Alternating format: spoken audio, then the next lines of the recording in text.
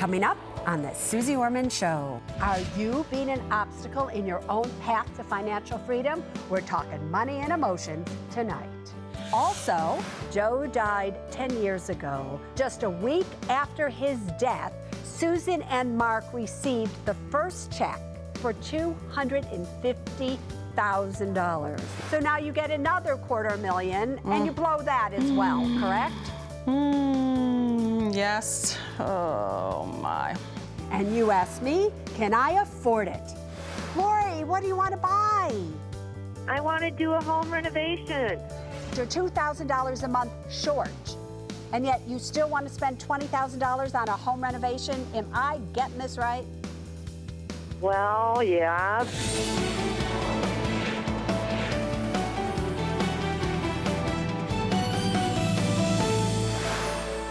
Hi, everybody. I'm Suze Orman, and you are watching The Suze Orman Show.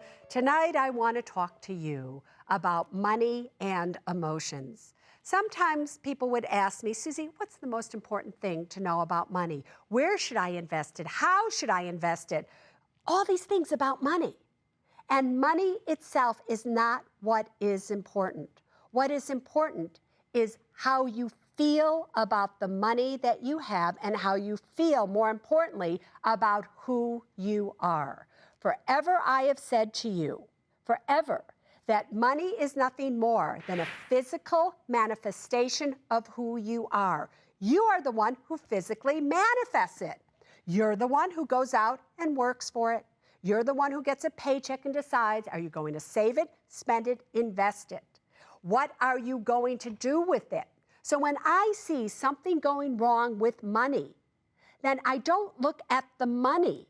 I look at you and what emotions are ruling you. Tonight, throughout the entire show, you are going to see people who are about to make a big mistake if they get married, people who have made mistakes with money because they've been ruled with emotions and they're looking for the answers other places. So I'm asking you, if you're in a relationship, about to get in a relationship, in a family where some family member is doing something that doesn't make sense, stop looking at it just like it is a financial problem. It is not a financial problem solely. It is a problem that is showing up in the finances, but it starts with who you are. If you want to see why you are doing without, you have got to look within. Do you hear me? And that is what the Suze Orman Show is all about. Let's go to Texas and Ashley. What can I do for you tonight? Hi. I just wanted to call and ask you, my mom's spending is beginning to ravel out of control. She has a new job now, and she has a lot of wealthy coworkers, so she's kind of spending like as if she has that kind of money. She's gone on a few elaborate vacations to Brazil, that sort of thing, and does a lot of like online shopping. She owes at least $10,000 to family members and also owes about 3 years in back taxes. She's taken out a ton of credit cards, ruined my dad's credit too. We've tried to talk to her, and she's in complete denial. She isn't really able to be confronted because she just kind of blocks everything out. How do I get through to her that she's ruining our lives also and by suspending? Is your father still living with her, or are they divorced? Right now, I would say that they're probably teetering on divorce. He is living with her now, but it's just kind of become a struggle. And do you live at home with her as well? I do not. In fact, it wasn't until a family member kind of moved back home. She lives in another city that this is kind of starting to come to light more. And Ashley, how old are you? I'm 26. And how old is your mother? She's going to be 50. 50. All right. I want you to listen to me, Ashley, because eventually you will go from 26 to 46 to 56 and on and on and on. And so even if we can't get through to your mother here, It is important that you see the effect that as you get older, and if you happen to have children, the effects of your financial irresponsibility, if you were, what that will do to your kids. So it's very important, number one, that you learn from this and you always have an open conversation about money with your children, with your spouse, with whoever it may be, so that you know that you're upfront and honest. Now, it's going to be difficult for you or her husband, or probably ex-husband-to-be, to talk to somebody that is so irrational when it comes to money. If I were to ask you, Ashley, why do you think your mother is acting like this? Is she insecure? Is she overweight? What's happened to her for a rational woman to be making such irrational choices? Can you pinpoint it on anything? I think that maybe she's kind of wants to live that sort of lifestyle, but I mean, she had 4 kids very young in life, and so it's just kind of something that she's never really been able to attain. And so now that it's kind of close to her, she really wants to be that kind of life. And has the family all together, dad, you, your siblings, uncle, whatever it may be, have all of you thought about gathering together and sitting her down and speaking to her as a family unit? No, we haven't gone that far yet. We've all definitely spoken to her individually. Yeah, it's not going to work individually. So 2 things need to happen here. Number one, I would gather the entire family together and sit her down and get her to realize how her actions are causing this family to disintegrate, and she's going to be left with nothing. The next is I would tell her that you are on the Suze Orman Show and ask her to tune into the Suze Orman Show. And just for 1 second, what is your mother's name? Say her name. Say her real name. Tina. Tina in Texas. Ashley's mother, Tina, you better listen to me. It is dramatic when a 26-year-old calls in to the Suze Orman Show because she is worried about her mother. And you may be mad at her for doing so, but this is your daughter's desperate cry for help. To say, Mom, you are in trouble, you are going down the drain, and it is killing me to watch my mother be such a financial fool. She is crying out to you. Tina, and she should be crying out to you. Tina, you need to change your ways, and you need to change them right now. Listen to your family, Tina, if you're not going to listen to me. Let's go to Delaware, and we have Chai on the air. Hello, Susie. Thank you so much for taking my call. Anytime, Chai. What can I do for you?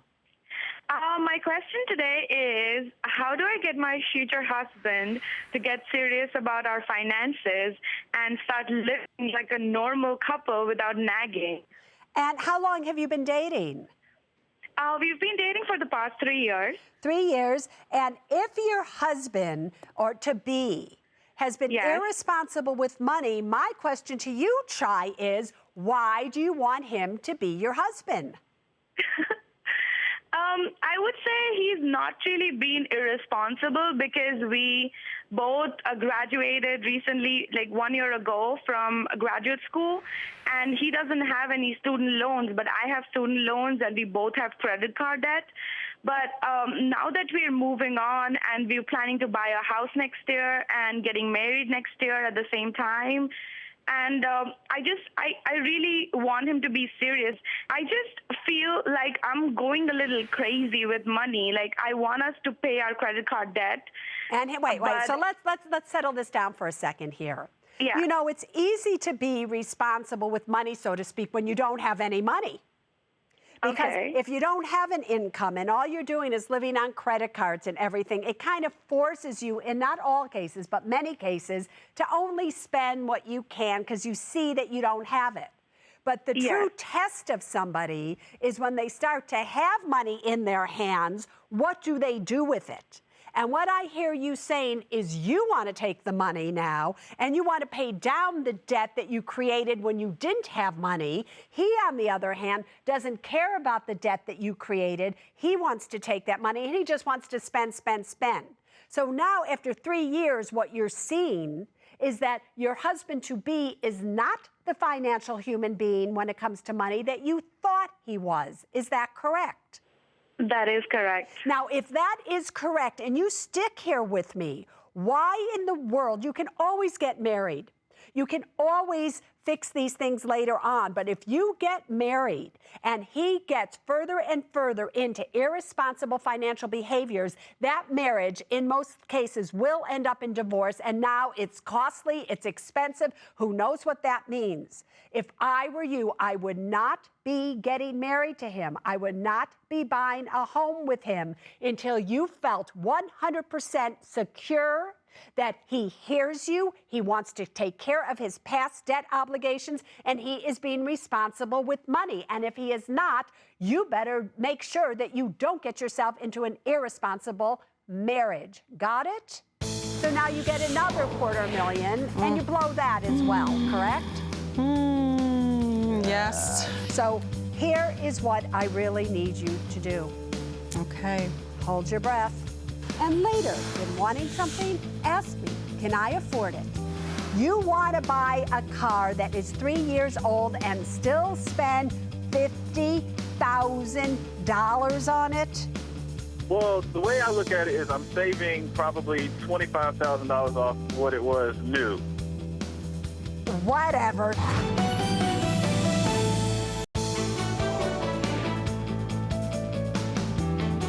Welcome back, everybody. Grief, guilt, and regret.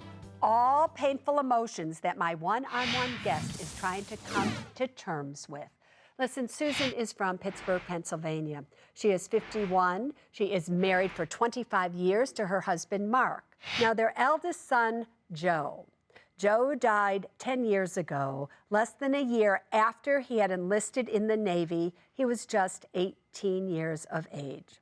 Now, Joe drowned while he was with friends. His death was not combat related, but he did have a $500,000 life insurance policy, and just a week after his death, Susan and Mark received the first check from that life insurance policy, which was for $250,000. Now, number one, Susan, welcome to the Suze Orman Show. You get this check.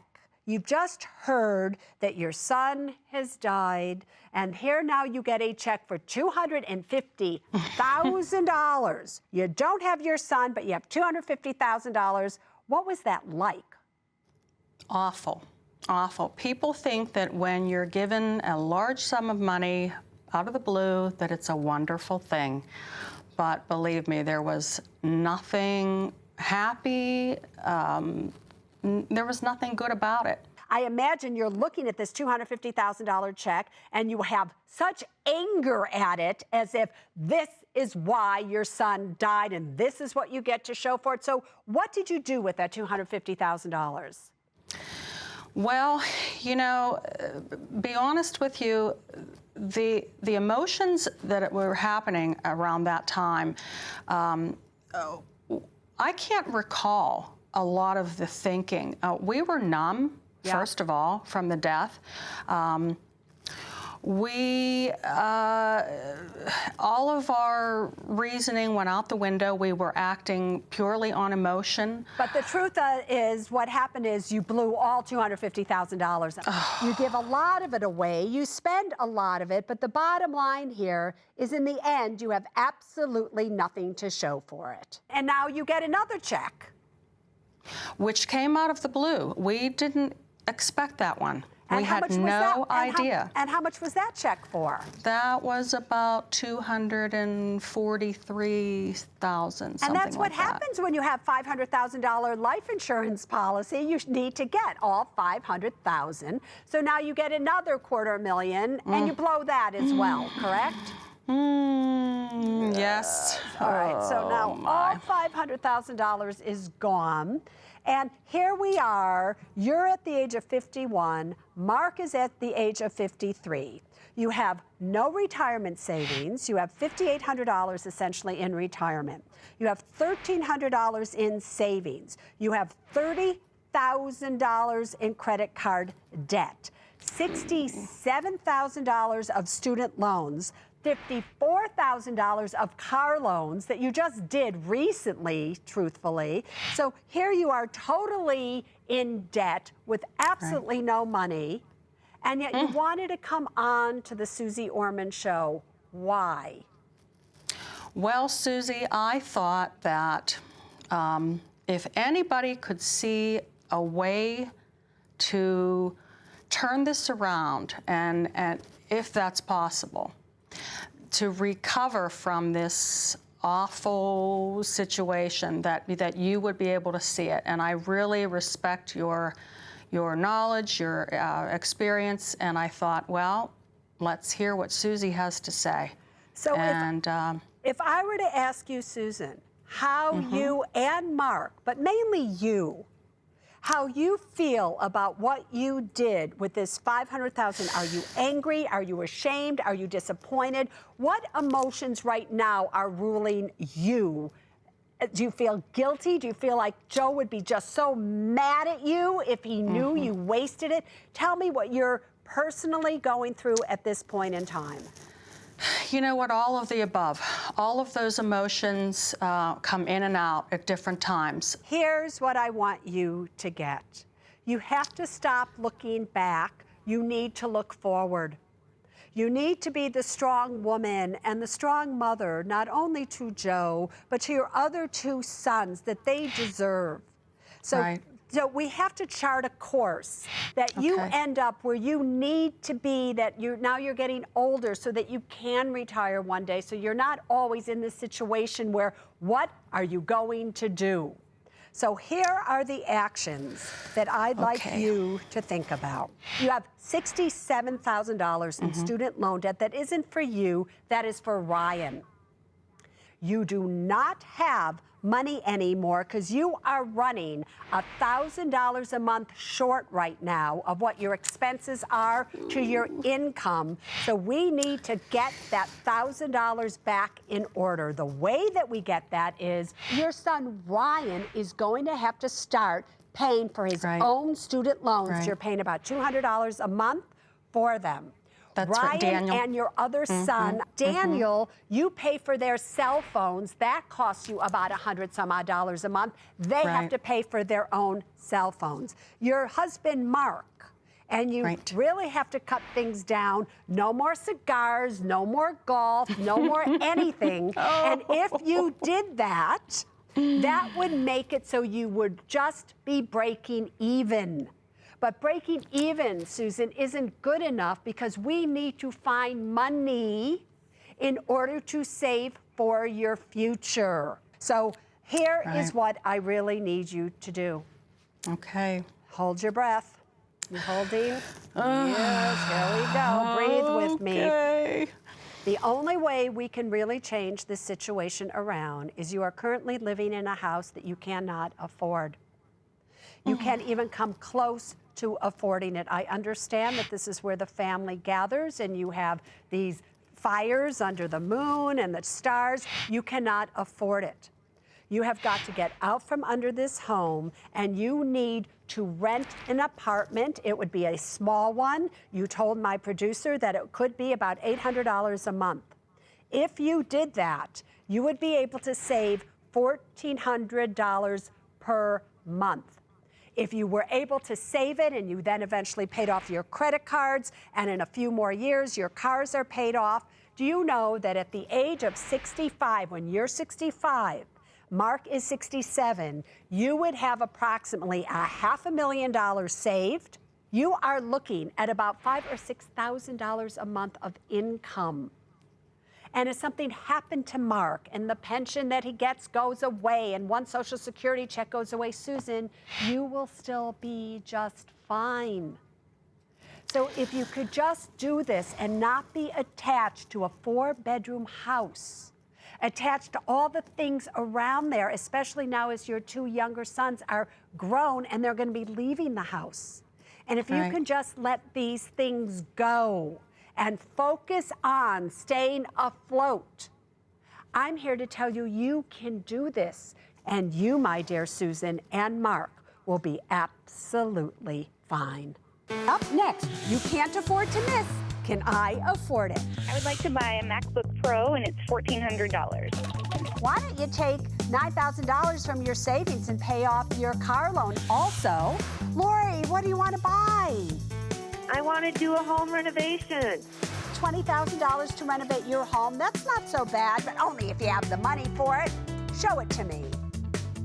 Well, my husband and I are currently unemployed, which isn't a good thing, but we do get our unemployment of $1,700 a month income.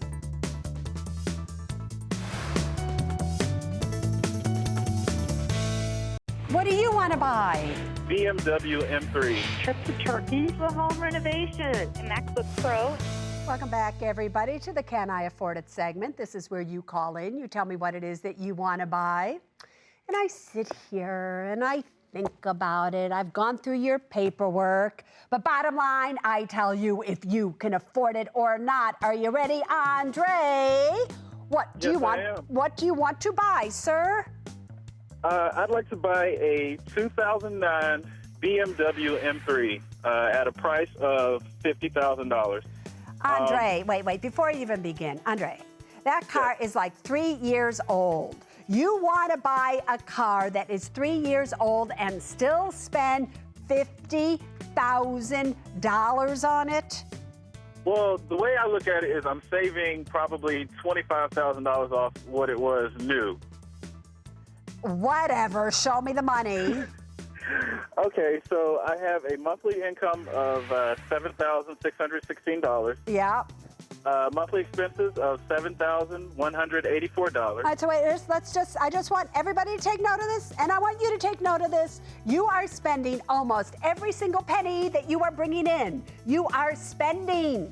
So, all right, so I have $400 or $500 a month excess if you're even being honest there, but I just want to point that out. $50,000 BMW boy, go on at the age of 29. 29, go on. Okay, I have $330,000 on a 30-year fixed at 4.25%. Yeah. Another loan of $132,000 on a 20-year fixed at 4.625%. Yeah.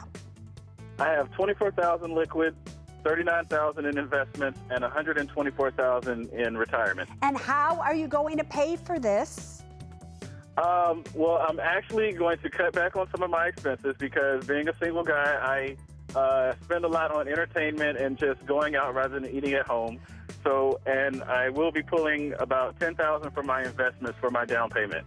All right, and so you're going to put a down payment, so you're going to finance about $40,000 of this car. My rule of thumb is you can only finance a car for over 3 years. So if I did a quick calculation here, that's like $1,000 more per month to you, which now, even if you cut back on your expenses, now you are over what you're bringing home per month. Are you kidding? You are so denied. It's not even close. It's not even this close. It's not even, $29,000 and a $50,000 car. Really?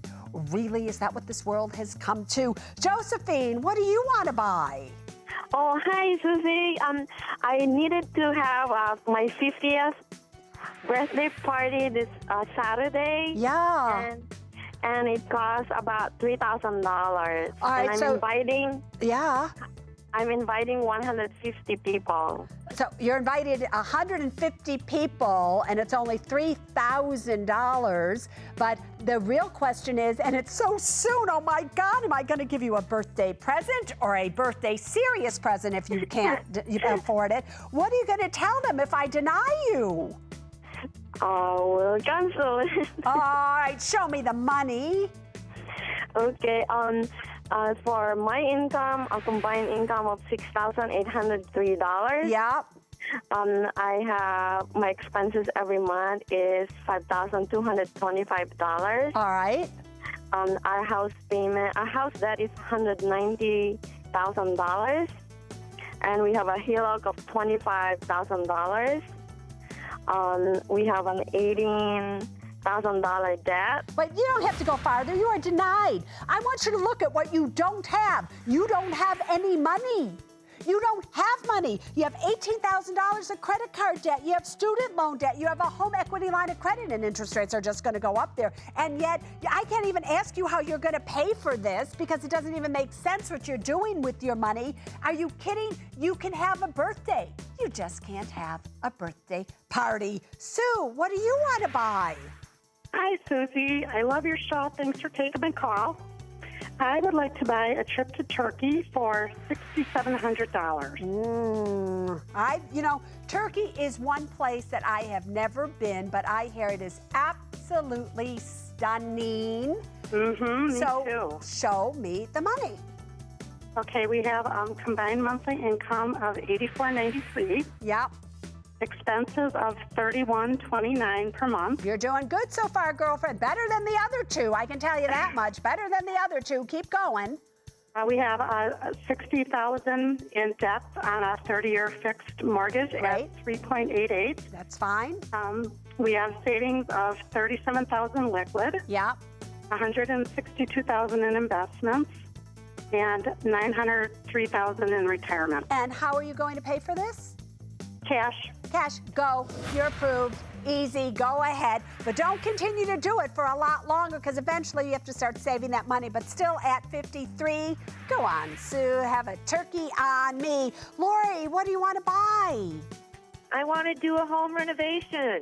You do, all right. So I get that $20,000 to renovate your home. That's not so bad, but only if you have the money for it. Show it to me. Well, my husband and I are currently unemployed, which isn't a good thing, but we do get our unemployment of $1,700 a month income. We only owe about $53,000 on our home right now. Wait, you're jumping here for me because I'm looking at this screen.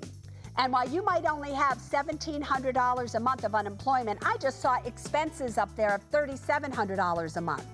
Yeah, $3,700 a month. That means you're $2,000 a month short. And yet you still want to spend $20,000 on a home renovation. Am I getting this right? Well, yeah, but we throw a little here and there from our savings and our... All right, show me the rest of the money now. Let me see this.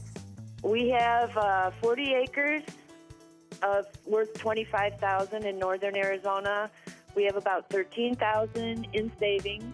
We have $25,000 in investments, and I have about a $33,000 401k retirement plan. And can you just tell me where you think you're going to find $20,000 to renovate your home? Well, our savings. So now you only have $13,000 in savings, but I need $2,000 a month from that savings just to pay my bills. You're denied. You should not even think about this. Wait until you are employed again. This is not the time to do this. If you do this, you're going to need such a financial renovation, I can't even begin to tell you. You're going to lose your home that you just spent the money on to renovate. Oh my God. And Shannon, what do you want to buy, madam? Hi, Susie. I would like to buy a MacBook Pro, and it's $1,400. All right. I love my little MacBooks. Anyway, $1,400. Show me the money. So our income is $9,087, and $8,372 of that is our monthly combined, Yeah. with $715 for rental income. Yes. Our expenses are $3,869, and we spend $119 a month with $750 for rent. Yep. Our debt is $74,000 in a 30-year fixed mortgage at 4.25%. You're doing good, Shannon. You're doing good so far. We have a $9,000 car loan at 4.9%. Easy. Good, yeah? Our savings are $84,000 liquid and $15,000 in retirement. Why don't you take $9,000 from your savings and pay off your car loan at 4.9% and save money? But that's not what this segment is about. So obviously you're going to take the $1,400 from your liquid? No, actually, I'm getting a bonus for work, about $10,000 next month, so I'm going to use part of that. All right, so with that $10,000, number one, you are approved. But with that $10,000, not only buy yourself a MacBook Pro, pay off that car loan. It's not tax deductible. It's a high interest rate. Get rid of it, girlfriend. Want to be part of the Can I Afford It segment? All you have to do is go to my website, SuzeOrman.com, and you will find the information that you need to know there, right there, to come play with me. Right here, right here. You got that? Next, I tackle trending topics in Ask Susie. let's be honest, Jimmy. Are you really, if I tell you, I want you to take 20% of every single paycheck and I want you to do this, are you telling me you're going to sit there and go, oh, all right, I just got $1,000. Susie says $200 needs to go there and you're going to do that? Be honest with me. Are you going to do that?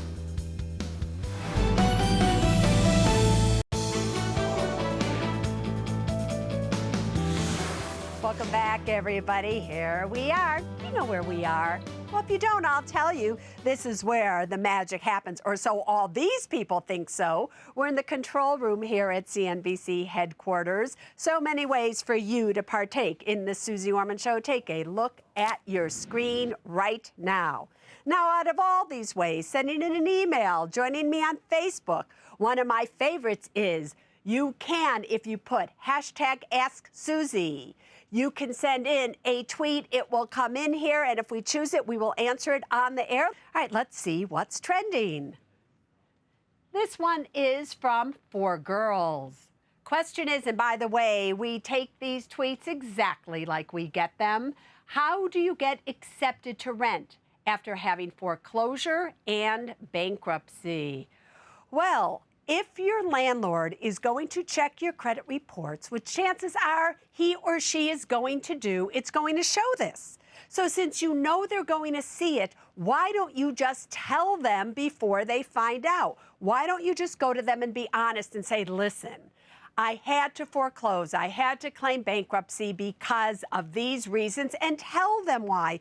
You're not in a minority anymore by having done that, just so you know. It is very probable that a lot of the people that they're getting to rent, or a lot of people that they're interviewing, are in a situation where somebody owned a home. The home was underwater. This person lost their job. So it doesn't make you a bad person because you had to go through foreclosure or bankruptcy. But with that said, along with being honest, if I were you, if you can, I would save as much money and I would go to them and I would say, listen, I know you're going to see a foreclosure. I know you're going to see I went through bankruptcy. Not only here are the reasons why, but I am willing to pay you 6 months of rent up front so you feel secure about my ability to pay. Now, not all of you are going to be able to do that, but if you can, that is what you should do. Honesty and money up front will get you very far in this market. Let's see what else is trending. Troy J. Stewart. Hi, we're in a year 3 of a 5% 30-year fixed mortgage and wonder if refinancing to a 3.625 30-year fixed rate mortgage at $22,000 in closing costs make sense.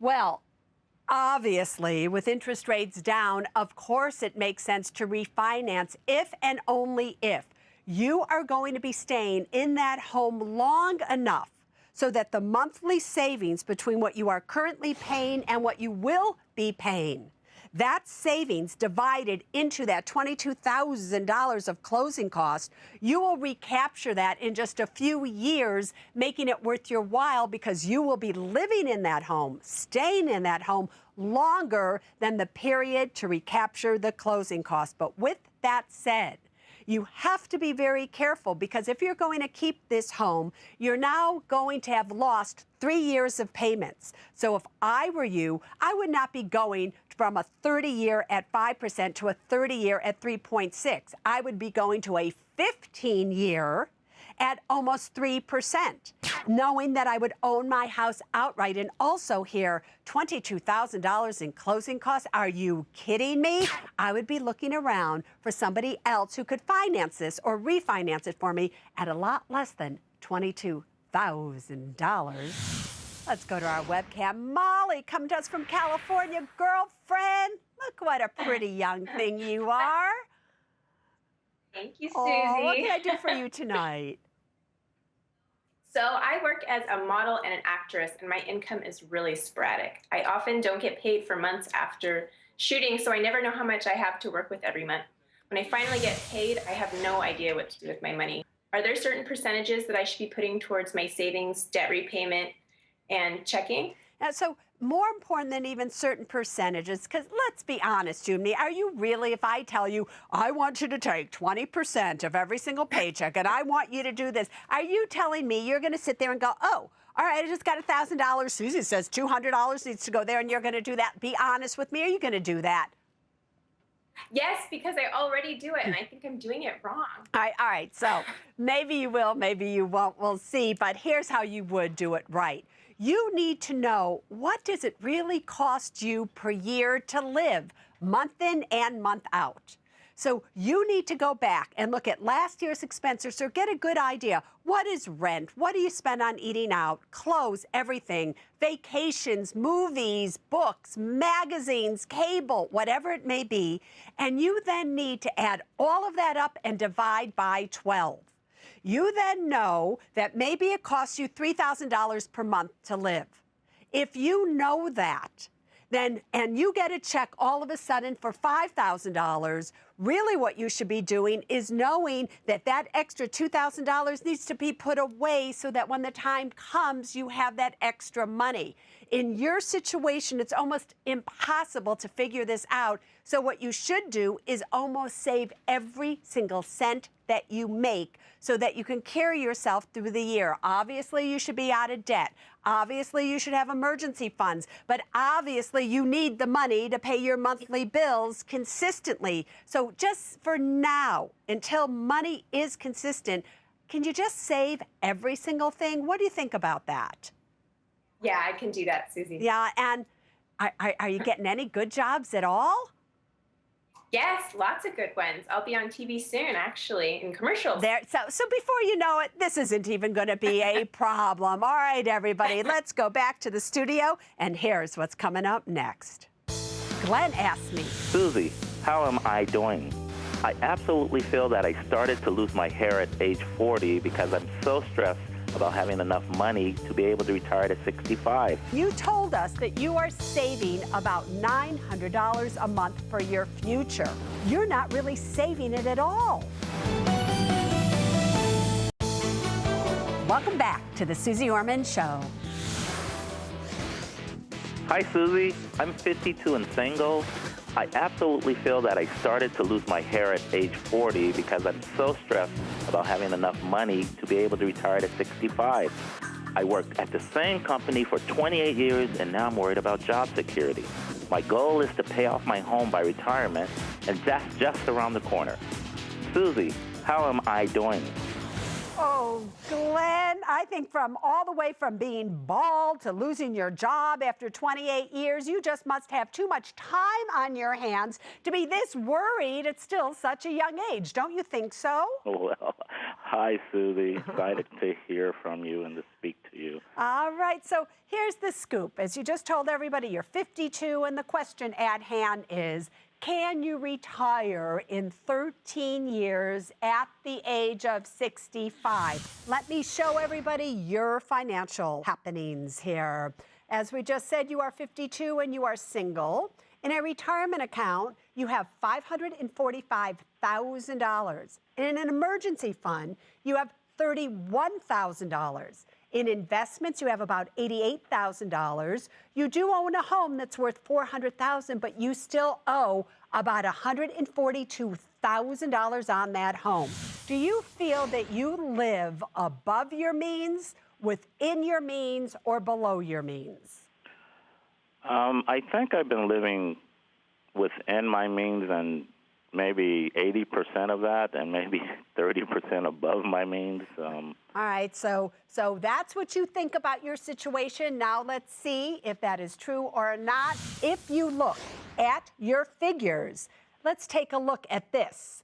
All right, your current income take home is $5,091 per month. But your expenses are $6,051 per month. So the truth of the matter is, Glenn, you are going $960 a month in deficit. Now, I want to address this with you for 1 second. You fill out your paperwork. I have a whole thing on you here. And you told us that you are saving about $900 a month for your future. The problem is you say you're saving it, but when you look at your expenses, including that as an expense, because if you're saving it, you're spending it, so to speak, so you have to see it as an expense, you're not really saving it at all.